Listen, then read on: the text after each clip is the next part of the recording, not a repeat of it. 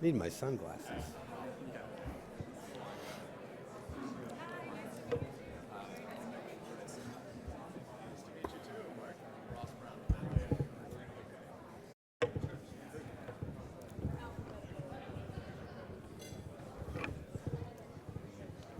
No? Good morning. My name is Rusty Arrayes, and on behalf of the Board of Directors of the Public Policy Institute of California, I am pleased to welcome all of you to the fourth event in our 2025 speaker series on California's future. Today's conference will bring together diverse experts from across the state to explore opportunities and challenges presented by California's energy transition and discuss realistic strategies for powering our state's future. California is a global leader in energy innovation, setting ambitious targets to support the transition from fossil fuels to cleaner, renewable sources. Yet, questions remain about the ability of the state to meet these targets while providing affordable, reliable, and sustainable energy to fuel California's economy and support all of its people. On your tables, you will see copies of PPIC's latest report, Californians and the Energy Transition, which explores California residents' views on the state's climate goals and transition to renewable energy sources. Thank you to each of our moderators and panelists for being here with us today. Before we begin, a few items to mention. This event is part of PPIC's 2025 speaker series of California's Future. We would like to thank the sponsors of the series for their underwriting support. Their support makes all of this possible for events to be free and available to the public. These organizations are listed on the screen and on the program on your tables. The series is also funded by the PPIC Donor Circle, the Corporate Circle, and groups of individuals and organizations that provide generous support to PPIC. Please visit the PPIC website to find information on how you can join PPIC as a sponsor or a donor. For those of you not familiar with PPIC, we are a nonpartisan, nonprofit policy research institute with offices in San Francisco and Sacramento. As a public charity, PPIC does not take or support positions on any ballot measure or legislation, nor does it support or endorse or oppose any political parties or candidates for public offices. That makes me think of my mentor, Jess Unruh, one of my mentors, who used to say, Rusty, it's hard to take the politics out of politics, but we try. We try on a continuing basis. At the end of today's program, there will be time to respond to audience questions.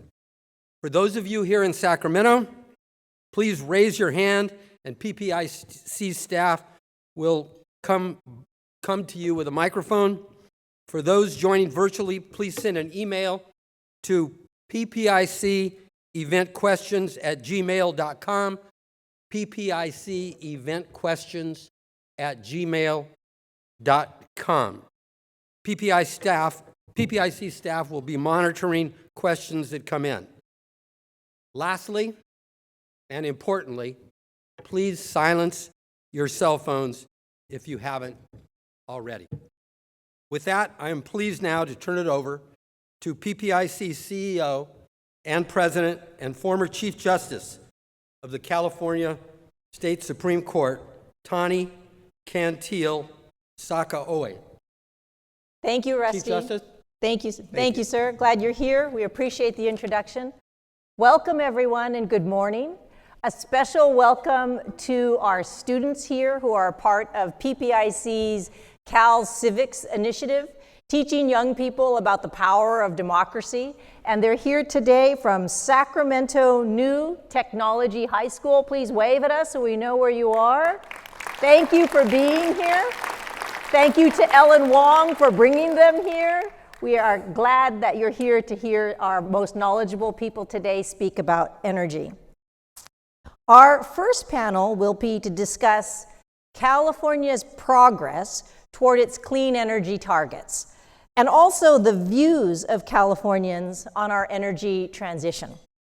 The first panel discussion will set the stage, so to speak, for the following 3 panels that follow later this morning and this afternoon that will discuss California's energy reliability, its affordability, and the economy.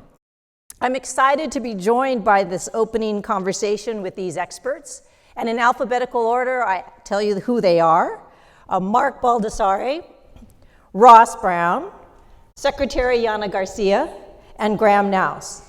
I'll provide a very brief introduction of their bios, but at your table in the materials, you can find extensive bios, and especially at our PPIC website. So in alphabetical order, Mark Baldassare is the statewide survey director at PPIC, where he holds the R.J. and Francis Fearing Miller Chair in Public Policy. From 2007 to 2022, he also served as president and CEO of PPIC.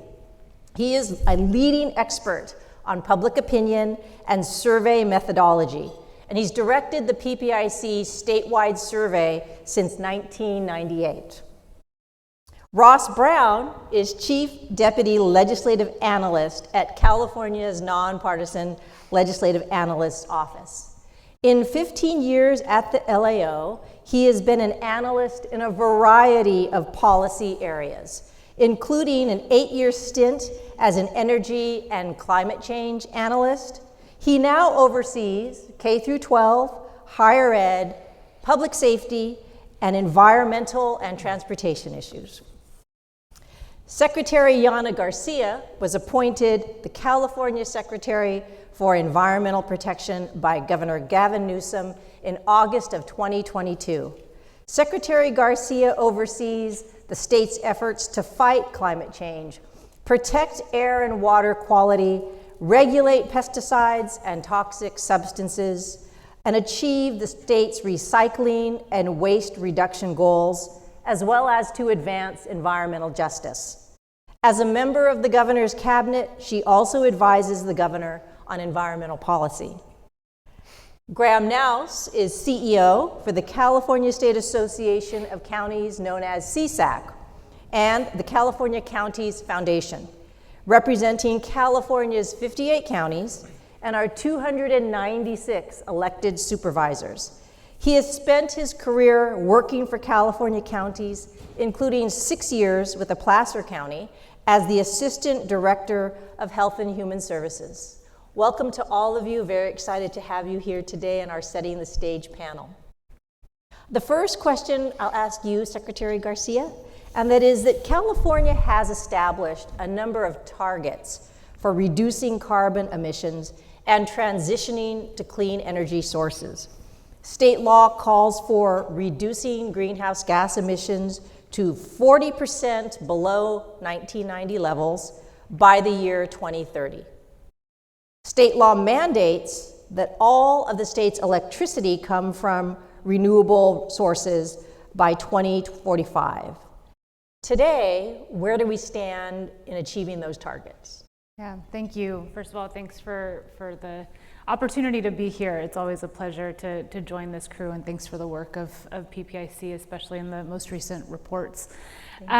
So it may sound hopefully not naive, because we're very much engaged in the details and the nuts and bolts of the work to make this happen, but I do maintain some level of optimism in terms of where we're going, despite the headwinds that we're facing, not only at the national and global level, but also right here in California.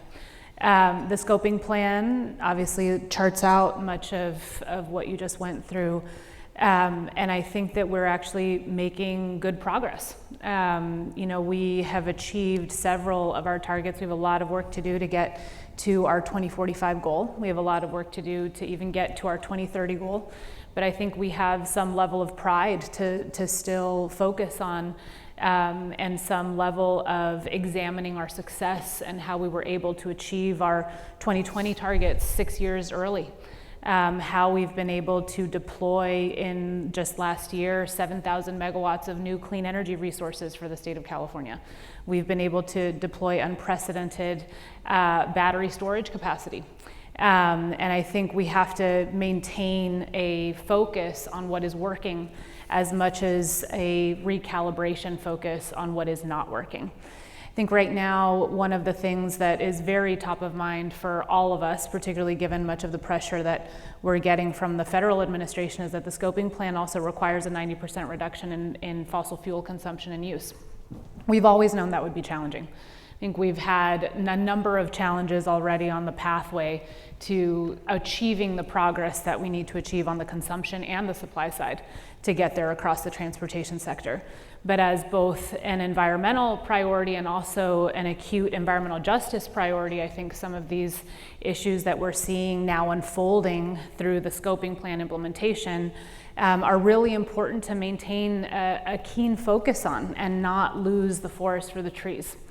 A couple of things that we're obviously trying to continue to maintain momentum on is decarbonizing the transportation sector. We have a lot of attacks on our work with zero emission vehicles, particularly zero emission trucks.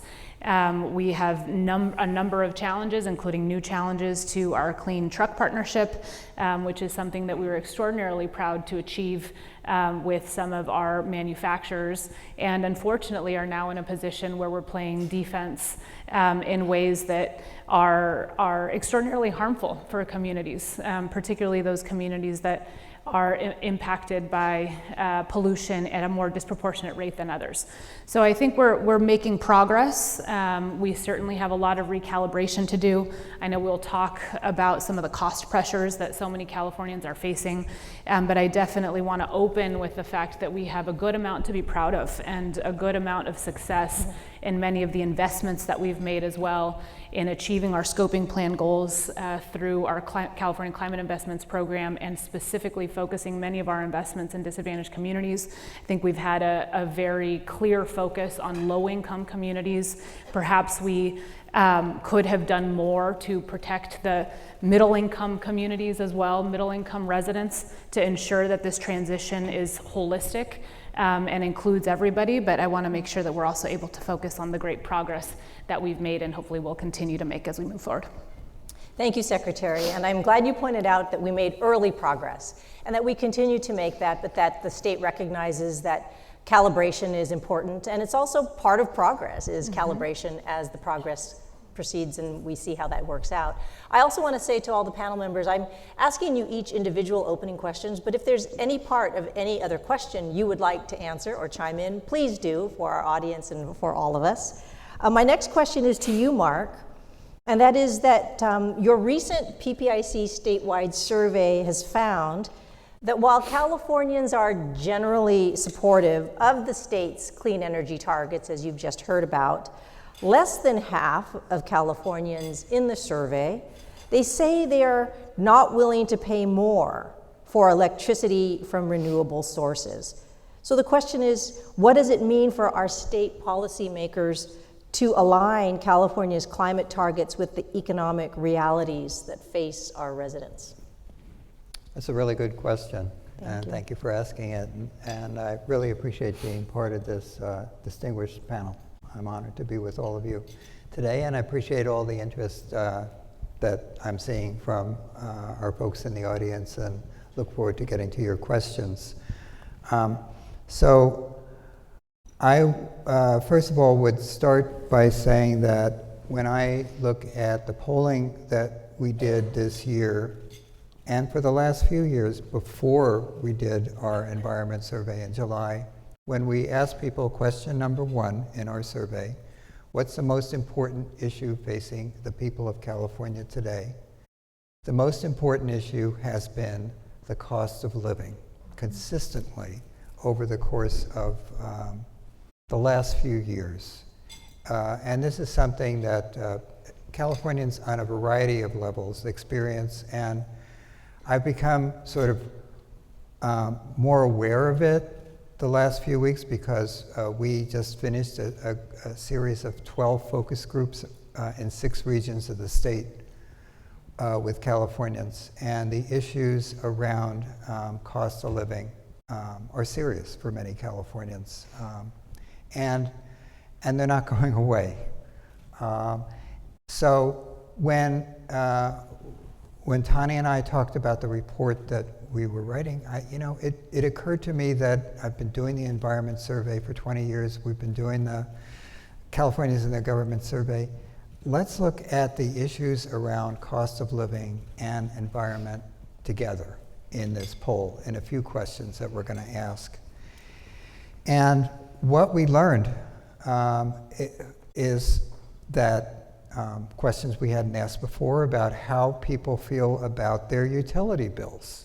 Half the people in California say that their utility bills, electricity and gas bills, are a big problem for them. And half of them say that they're a big problem for people. Energy costs are a big problem in the region in which they live in.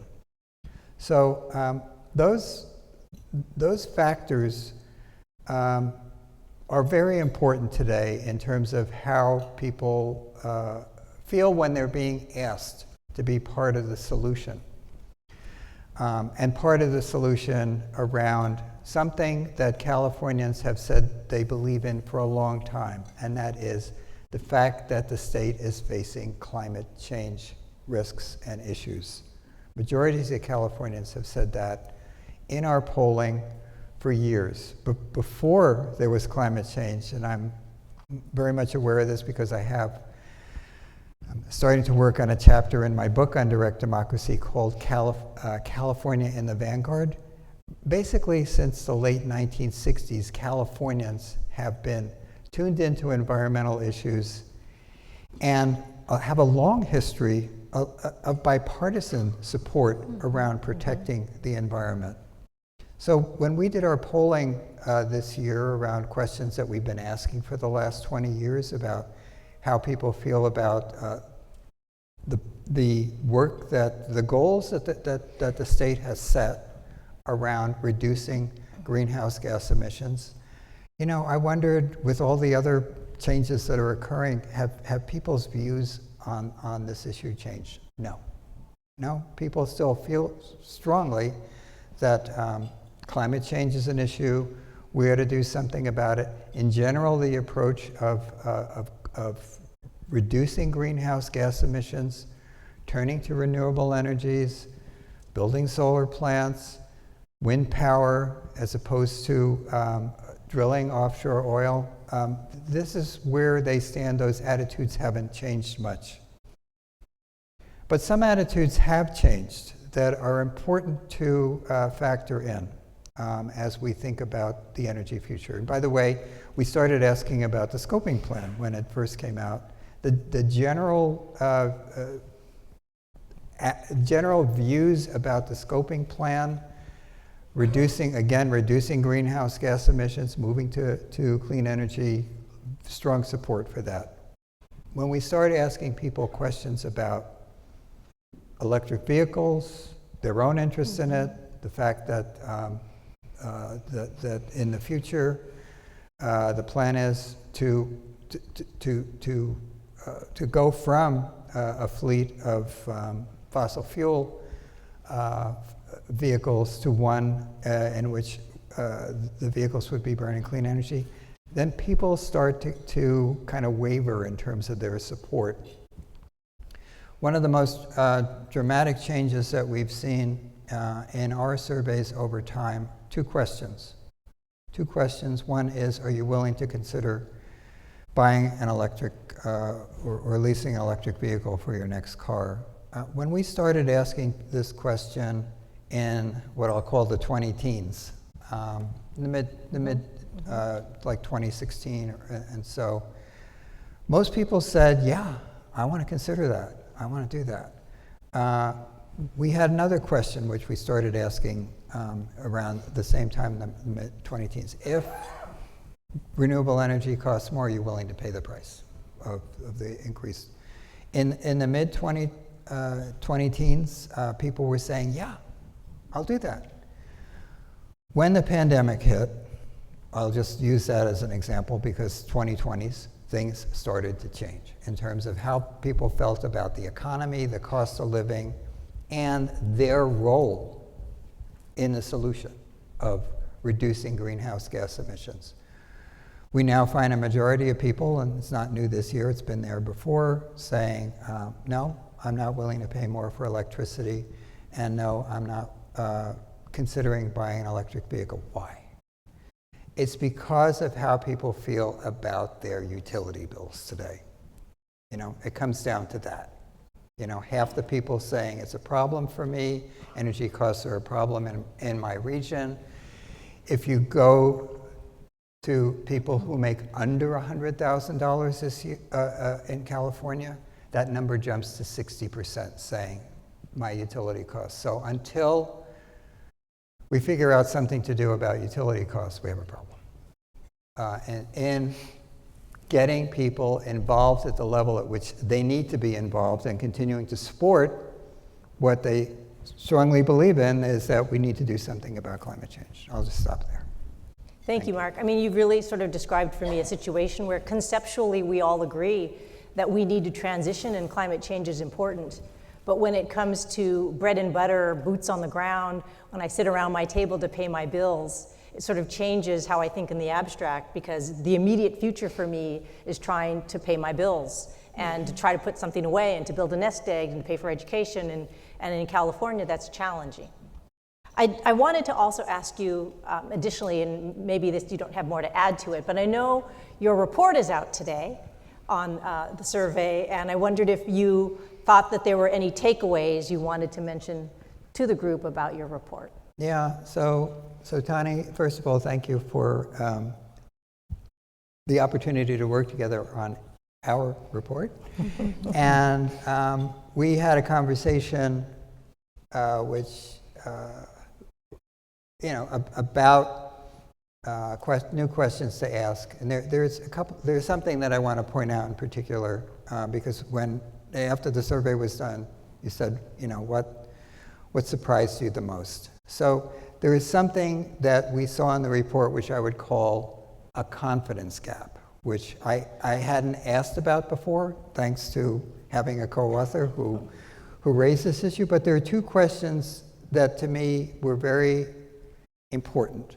When we asked people, do you think the state is ready and prepared to meet the goals, which they believe in? Yep. We found that 20% said, yeah, we're ready. 20%.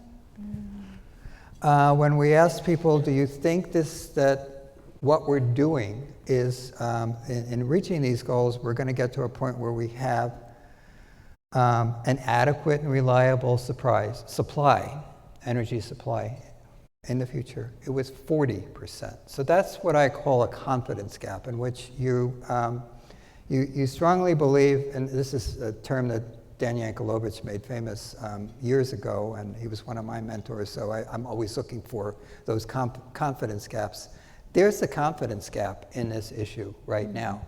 And we've got to get people, we've got to find things to do with people that they believe in. Because if they don't believe in it, then they're not going to be involved in it. They're going to say, yeah, great idea. Somebody else do it. Mm-hmm.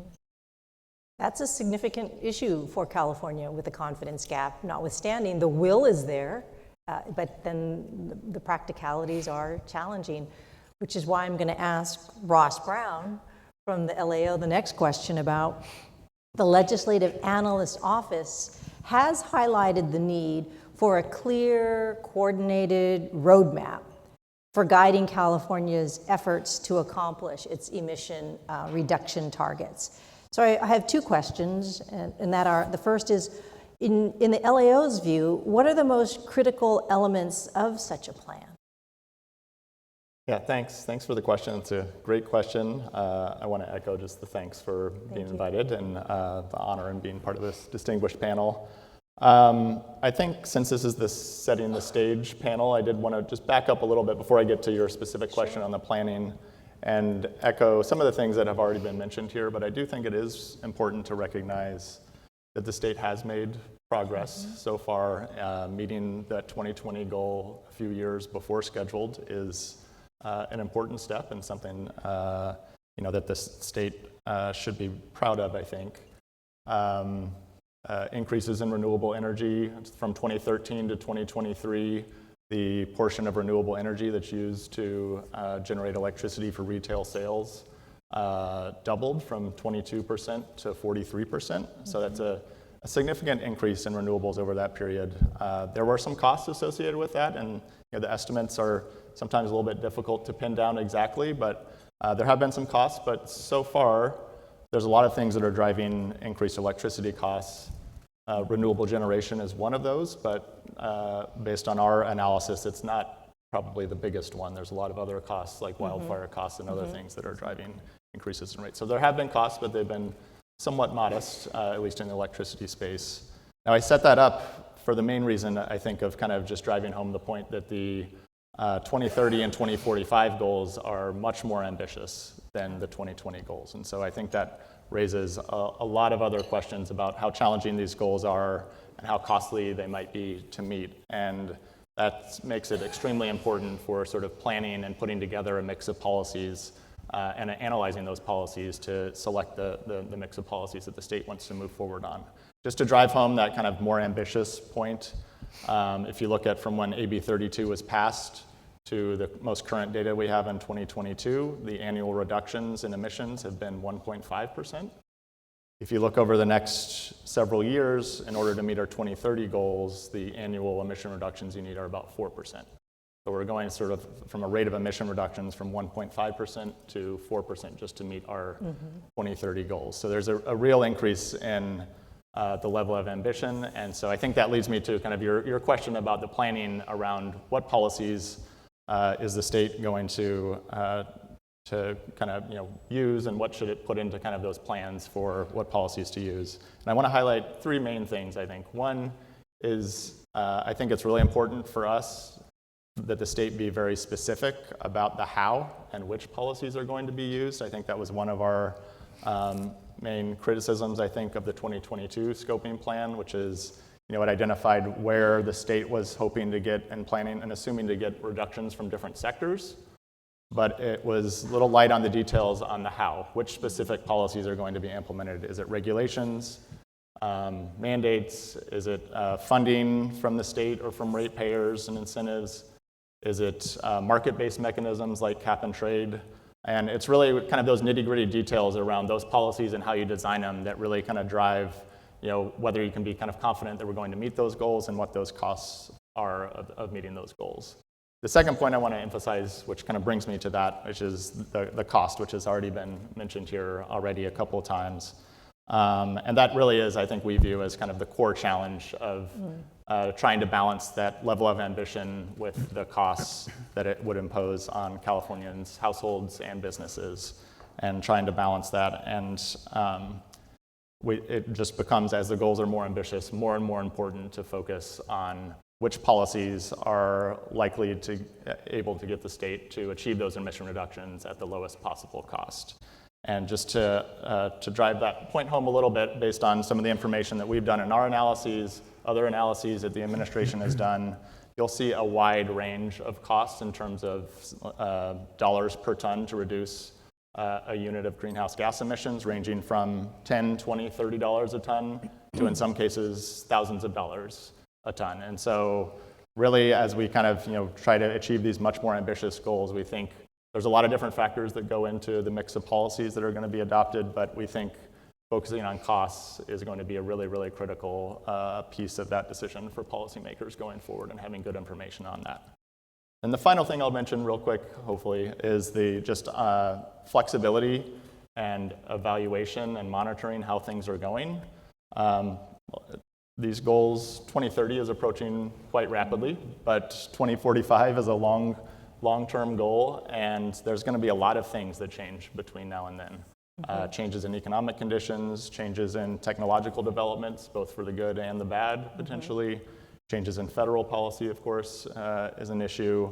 And so making sure that the state is monitoring its progress along the way, and again, going back to the policies, making sure that it is evaluating which policies are working and which policies are not. So as things change and as it learns more about what's working and what's not, what the costs are, what the benefits are. It can kind of adjust course along the way and kind of balance that, again, that kind of core issue I think that we've all been discussing up here today, which is that kind of balance of the level of ambition with the costs and affordability issues that it raises.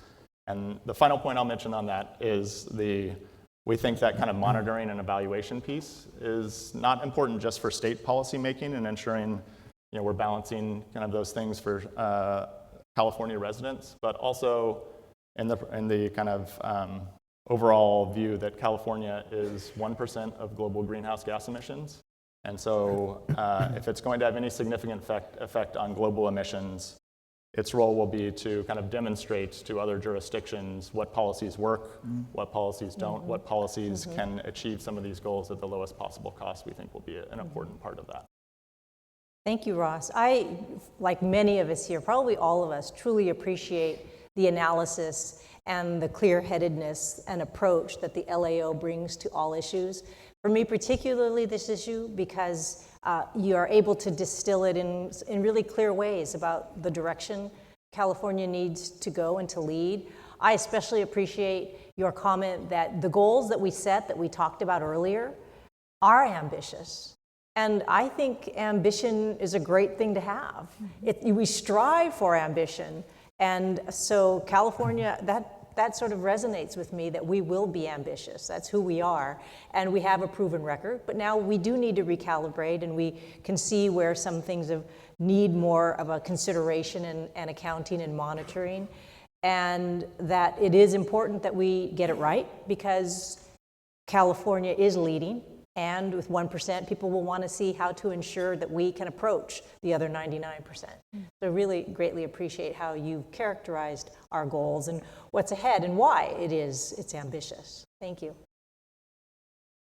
Graham, you and I have had this discussion before, which started the idea of maybe we should talk about this publicly.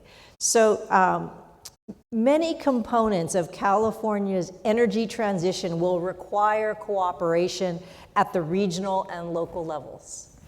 What are you hearing from the counties? What are you seeing about this transition in the counties? Well, first, huge thanks to you and the marvelous PPIC team for the invitation. Really appreciate it. Counties serve as the primary service provider for the state of California on most things. And so typically it is the state determining what gets done, who does the work, and then it's at the local level, the county level, that work then gets done. And ideally for us, the how part is determined locally because each community is different. As it relates to clean energy, it's a little more complicated because of the goals that are very ambitious and require a pretty substantial state partnership in order to make it work. What we look at, and I want to go back to something that Mark referenced, which is looking at things more holistically. At the same time that we're trying to achieve these ambitious goals, we are also trying to substantially expand housing. And we're also working to address substantial risks related to wildfire. And this is all the same area. We're talking about essentially similar properties. And so you have to choose what you're going to pursue because they compete with each other. And so as we're thinking about affordability of energy, affordability of housing, they're not necessarily moving forward where you can achieve both concurrently. And so I think about the residents in our communities who are struggling with the cost of living in California, which touches energy and it touches housing, and how we navigate our way out of that. And there's a significant local land use component to this, which is very relevant for this conversation because this is happening primarily in unincorporated areas where counties have that land use authority, where we have to figure out how to utilize that land to achieve a series of goals that actually often conflict with each other. And so my hope is that as we're making progress, and we are definitely making progress, we're all trying to achieve the same goals, that we're doing so with an understanding of what the trade-offs are. And there's awareness in the terms of the best role of government to help foster a private marketplace where these things can happen without a substantial input by government on an ongoing basis. Because ultimately, in order for us to achieve ambitious goals and for them to be sustainable, they have to be convenient, cost-effective, and our communities need to see the value proposition. And it's really challenging to navigate all that in a climate where the cost of living is going up in California, and as evidenced by the survey that Mark referenced. And so that piece is, I think, paramount for solving how we get there and bring people along with us. And so we struggle locally with how we navigate a community so that we're walking forward together to solve severe climate change related issues and trying to meet ambitious targets when those ambitious targets and some of the land use authority may not be ours to approve specific projects, is impacting their ability to fund their bills on an ongoing basis. And so that dynamic is really important for us to consider as we're trying to figure out what's the right policy approach for the state and what are the tools that we need locally in order to meet those targets as a partner with the state. So it's much more complex than isolating the clean energy component of this because these things actually compete with each other. Thank you for that answer too. I think it helps us think about the issue holistically and understand all the competing demands, which speaks to balance and monitoring and having all of the voices at the table heard. I mean, we know that the people want to see the transition, but these are issues that permeate from county to state to agency, and it's going to take a really collective effort to reach our more ambitious goals in the next 5 to 20 years. I know that we're running on time, but I wanted to do one quick sort of a lightning round before we ask if any audience members have any questions. And so I'll give you a choice when you answer the lightning round, because maybe someone took your answer. And that is, what can California learn from other states in the energy transition? Or what state policy will be most important to our success? Learn or most successful policy? Mark. Okay, so most successful approach, I'm going to say, because one thing that has been missing is citizen input. Let's go back to the Santa Barbara oil spill, 1969. The voters in 1974, 50 years ago roughly, passed the California Coastal Commission Act. You know, what since the scoping plan came out, have there been opportunities for the voters of the state to weigh in?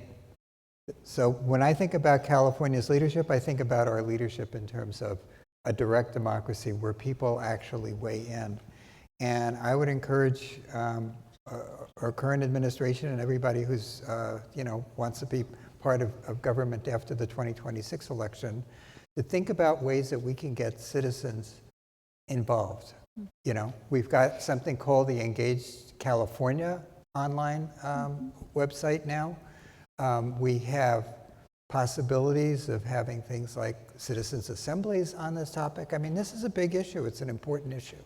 And is there something that could be on the 2026 ballot from our legislative branch of government that would allow people an opportunity to talk and weigh in about these issues that they're confronting, the challenges around both the costs and what they'd like to see in the future. Because, yeah, people are worried about climate change, they're worried about wildfires, they're worried about where the environment is going.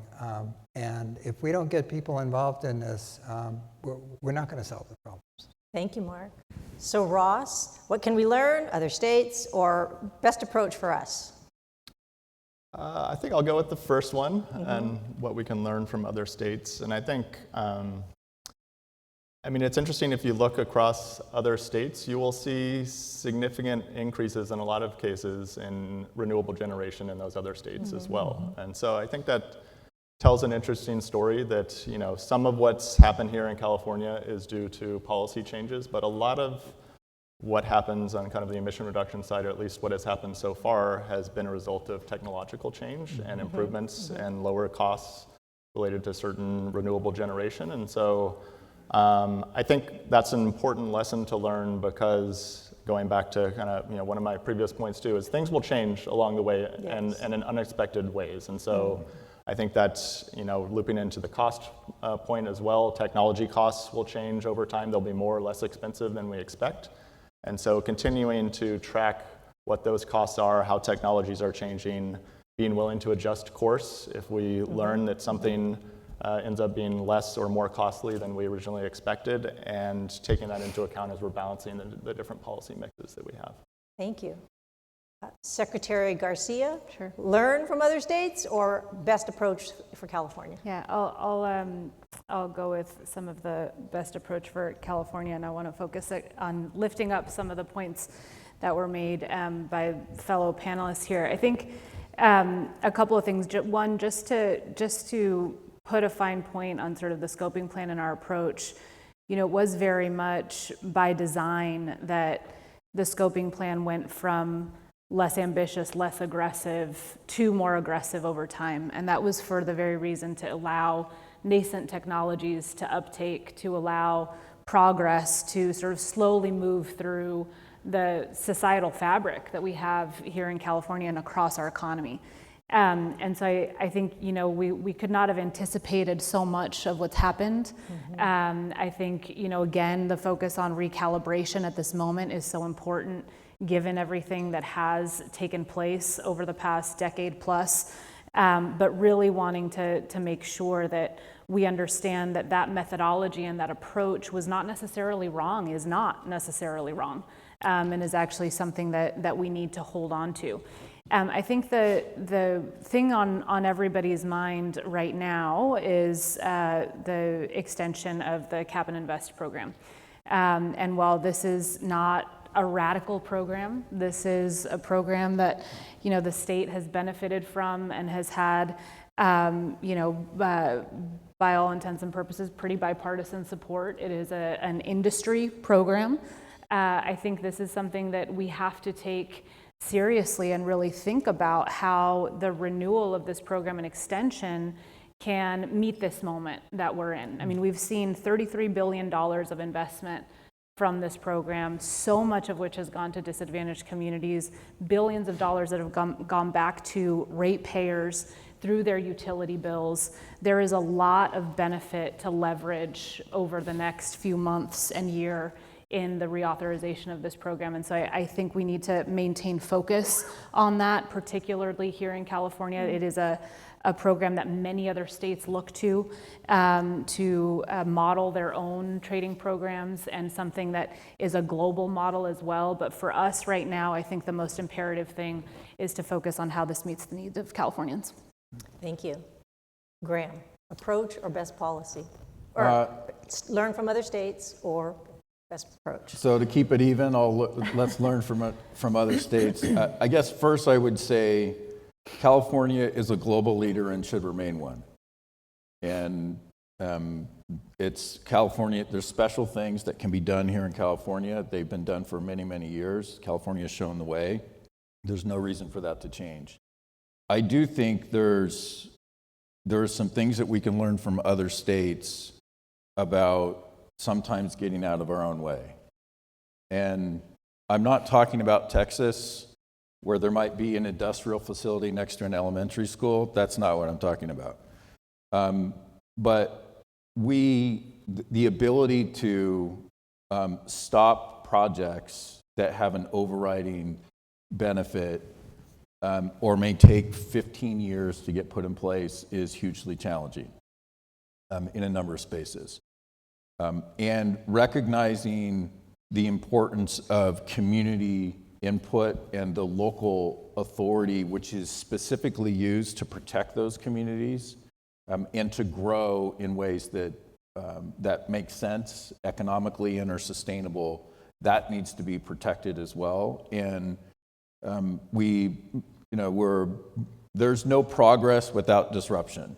And so what we're talking about here is how much disruption, how fast, and in what location. And so from a county perspective, we believe you have to mitigate that disruption to the greatest degree possible. And the way to do that is to bring communities along with you.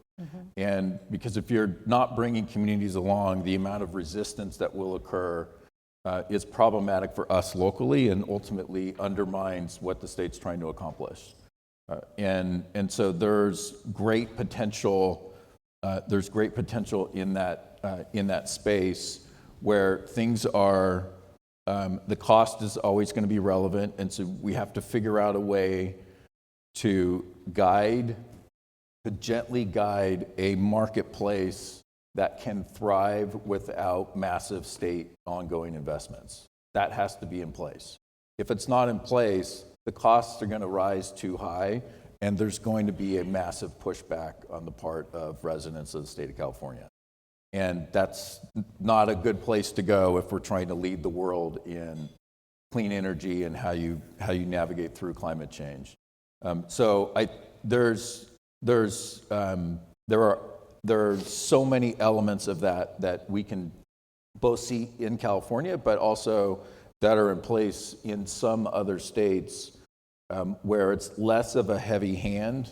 And there's still an ability for some movement to occur. And perhaps that's not fast enough, and we need to do more because we are California, and we can do more, but we need to do it mindful of what those impacts are to those communities so that they're not left behind and then ultimately trying to push back and stop progress in this area. Thank you, Graham. Thank you all.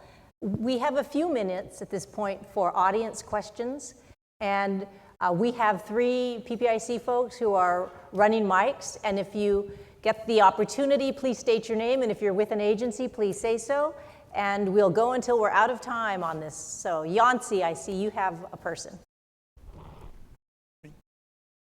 Hello, my name is Dan Jacobson with Environment California. First of all, great panel, really interesting. I think I would like to address first of all, a comment. Thank you, Secretary Garcia. You raised a point that I think is really important. 7 gigawatts of clean energy that were authorized in just this past year. 5-10 years ago, when we were looking at this, we were at 2. And we thought, oh, if we could get to 4, that would be amazing. And now we're saying 7, and it just rolls off the tongue. So thank you for that.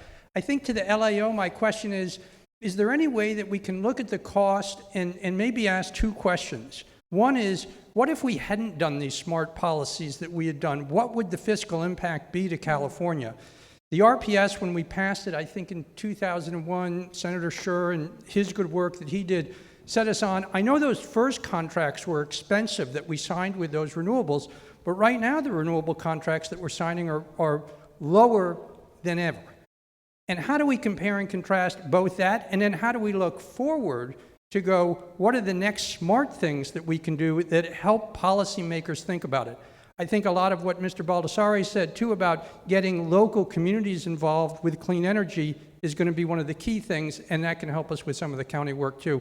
But do you have any sense of how we can evaluate the smart things that we did and how it's a fiscal impact and how that helps us look forward? Thank you. Yeah, those are both good questions. I mean, and I think in terms of looking back and evaluating what we've done, I think that's an area where there's a lot of room for improvement. And this is not just in the climate change space. I mean, I think this is a more broad state government issue of we adopt policies and goals, And sometimes we have checks along the way to evaluate how we're doing, but oftentimes they're not kind of as rigorous or necessarily providing the kind of lessons or type of information that we can really learn from and kind of understand, what those benefits and what those costs have been. I will plug, we have an annual reporting requirement where we try to look at we're required by state law to look at the state's climate change policies and evaluate basically the benefits and the costs and the impacts of those policies. And so, we've done some work looking at the electricity generation space, and I referenced this a little bit earlier in my comment. Based on what we could see, there were some costs related to, those early renewable policies, but they were, compared to some of the other programs, relatively modest. But again, the technology changes that occurred along those ways, those are difficult to foresee. And so I think the same lesson applies to our programs going forward. To your second question on kind of, again, the more forward-looking piece of it, I think I would emphasize the flexibility, given that so much of the kind of degree to which we can achieve these ambitious goals and the costs associated with those goals are related to technological change and what we'll see in terms of prices for different technologies and how much consumers and businesses will be willing to adopt them. Flexibility in our policies to kind of adjust to those changes over time, and I think cap and trade, Secretary Garcia mentioned that earlier as well, I think is a really good example of a policy design that can have that type of flexibility in place, where if it turns out things are more or less costly than we expected or more or less difficult to achieve the goals, those prices will adjust to reflect those changes that occur over time. And so we will get some signal on how costly it is to be meeting these goals. And then the policymakers and the legislature can evaluate that information and then take that into account as it tries to balance, are those costs worth the ambitious goals that we've set? Thank you. We do appreciate the LAO's reports too. We at PPIC are avid readers and compare our work and think about how to go forward. I know the students have a question from the high school. Please, and we'll get a microphone to you and state your name, please, and your grade. I'm Israel Wilson. I'm a senior at Great. at SAC New Tech. I just wanted to ask, okay, so we're talking about the cost of clean energy for a little bit ago, and I was just thinking about the fact that how powerful can we get like clean energy to be while still being able to keep it at like a low cost?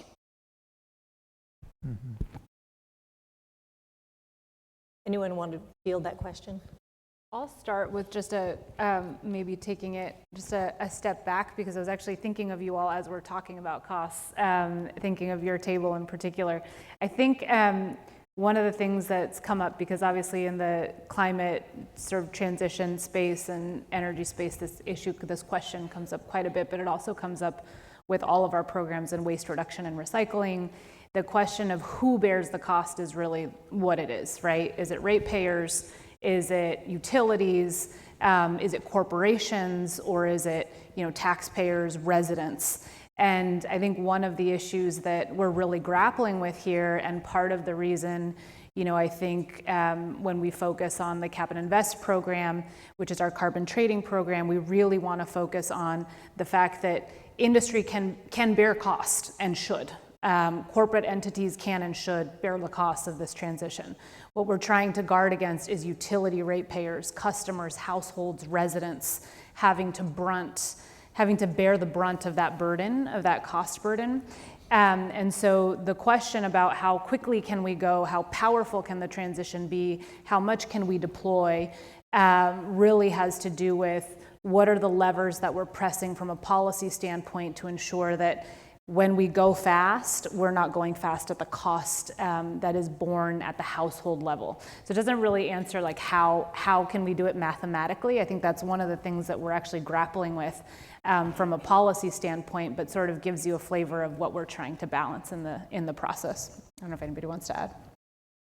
I'll just add, again, on the topic of cap and trade, I think that's a good example of where there are options to design the program in a way that tries to minimize those burdens and costs on households in terms of energy prices. I mean, part of the goal of the program is to provide an incentive for adopting cleaner technologies, but one thing that comes out of it is the state does collect revenue from that program, and it has options on how to spend that revenue. And so it's been spent in certain ways in the past on mostly different environmental and climate change programs.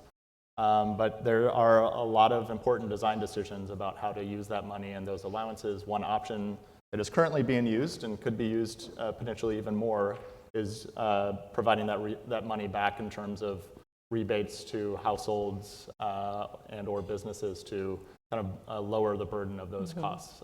So I think that's one good example of a policy where you can try to design it in a way with those costs and those financial burdens in mind and try to address them directly. Thank you.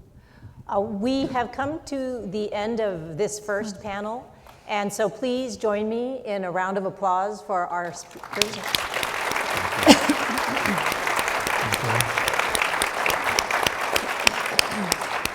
We're going to take about a 10-minute break or so and come back into the room and start our second panel on reliability. Thank you.